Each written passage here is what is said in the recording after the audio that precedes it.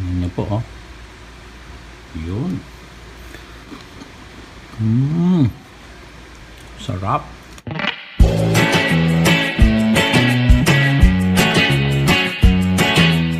Hi!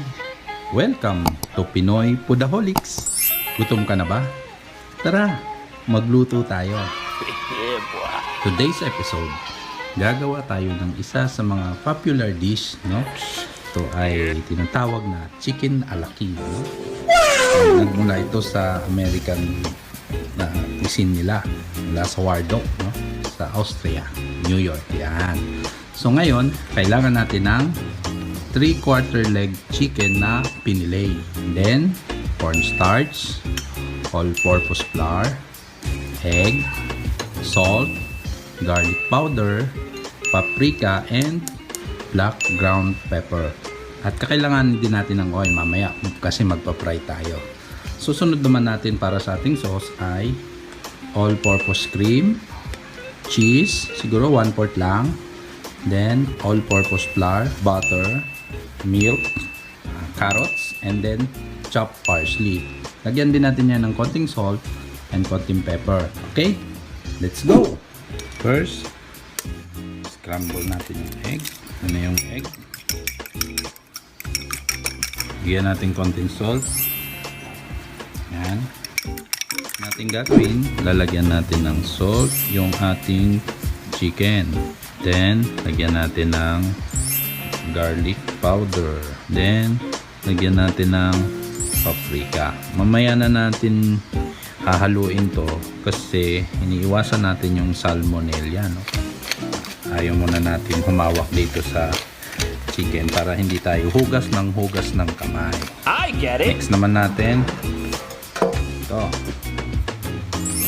all-purpose flour, cornstarch. Lagay na natin lahat to. Then, itong garlic powder, pampabango rin yan. Konting salt din dito para magkaroon na ng lasa. Siyempre, ating black pepper. Yan. Dito natin ihalo yung ating chicken. So, i-mix lang natin to para mag-incorporate sa bawat isa, no, yung flavor. Ngayon, i-bread na natin yung ating chicken. Dip muna natin yung chicken sa egg. And then, saka natin ilagay sa ating flour na may cornstarch. Yan. Ulitin lang natin yung ating pagka-bread para sa mga natitirang chicken.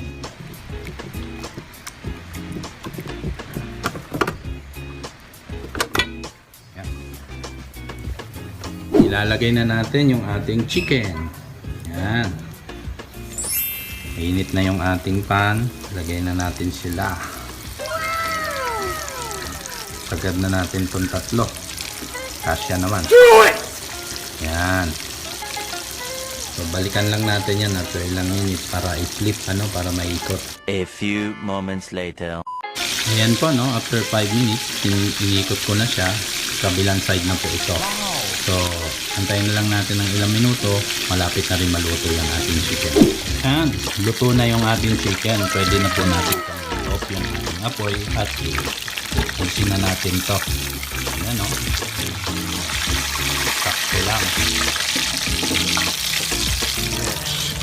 Yes! So, ayan. Magme-melt na tayo ng ating butter para sa ating sauce. Mga half lang. Ayan. Sabay na rin natin yung ating all-purpose flour. Kailangan medyo lutuin natin mabuti yung ating flour para hindi natin malasahan yung parang raw taste ng flour, ano? Mix lang natin. Pag medyo kita natin na nagbabrown na, pwede na natin ilagay yung ating milk. Yan. Carrots. Next natin yung konting salt. Kunti lang. Salt. Then, black pepper. Yan. Tapos, yung ating all-purpose cream. Yan. Ayan. Ayun, no? Nagiging creamy na siya. Para lalong maging creamy, lagyan pa natin. Creamy na, cheesy pa. Sarap. 1/4 lang kinuha ko kasi masyadong madami and masyadong aalat. Siyempre, yung panghuli nating ilalagay, yung ating chopped parsley. I get it. Ganda na ng color. At nakakatakam na. Pinili ko po kaninang part ng chicken is yung quarter leg o yung bandang hita ng manok kasi para sa akin yun yung masarap na parte, no? Very juicy siya. So pwede na tong ating sauce, ready na siya. Let's go. Okay, ready na yung ating chicken a la king. Sarap po. Creamy.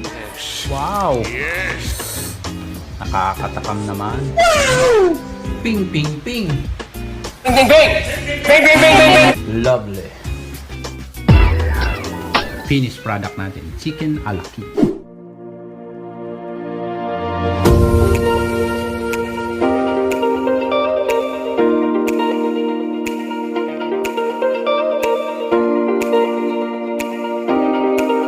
Ngayon, ito na yung ating favorite part. Tikiman time! So, luto na yung ating chicken a la king.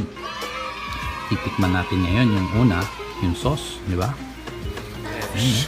Yes! Sarap ng pagkalinamnam niya.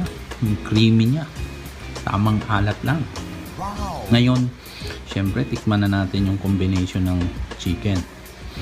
And yung sauce. Ayan, no?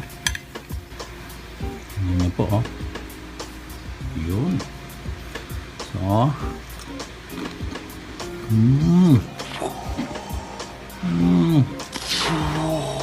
melts in your mouth, not in your hand. Sarap. Kain tayo. Yan po, no? So, try nyo na to mga mamis and mga kusinero at kusinera. Promise po, napakadaling gawin. Ang sarap pa. Sigurado, mga kids nyo magugustuhan to. So, kung nagustuhan nyo po yung ating recipe, please like and subscribe. And hit nyo na rin po yung notification bell. Thank you for watching po. Salamat!